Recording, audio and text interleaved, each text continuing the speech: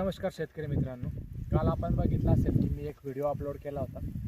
त्यामध्ये मी तुम्हाला चियाबद्दल थोडीशी माहिती दिली होती. पण रात्री जेव्हा मी यूट्यूबला बघितलं 2-3 व्हिडिओ चिया उत्पादकांसाठी अपलोड केलेले होते. तर माझा आजचा व्हिडिओ बनवण्याचा मुख्य उद्देश आहे की जे चिया उत्पादक आहेत त्यांनी यूट्यूबवरच्या व्हिडिओवरती विश्वास ठेवू नये, जेणेकरून तुम्हाला कुठल्याही प्रकारची तुमची फसवणूक होणार नाही.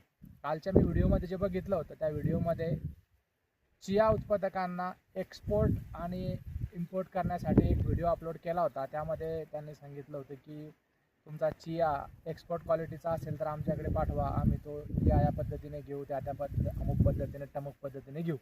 माझा तुमच्यासाठी एकमेव सल्ला आहे की तुम्ही तुमचा चिया तयार करा आणि तुमच्या लोकल मार्केटमध्ये जो काय भाव असेल त्या भावामध्ये देऊन टाका. अशा फसव्या व्हिडिओला तुम्ही बळी पडू नका, कारण की एक्सपोर्ट क्वालिटीचा माल बनवण्यासाठी तुम्ही तुमच्या चियामध्ये बघितलं असेल तर या प्रकारचे पांढरे फुलं असतात.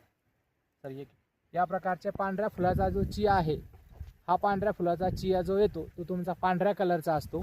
आणि जो हा असा निळ्या कलरचा जो चिया आहे, या निळ्या टाईपमध्ये, तर याचे जे बी येतं ते काळं असतं.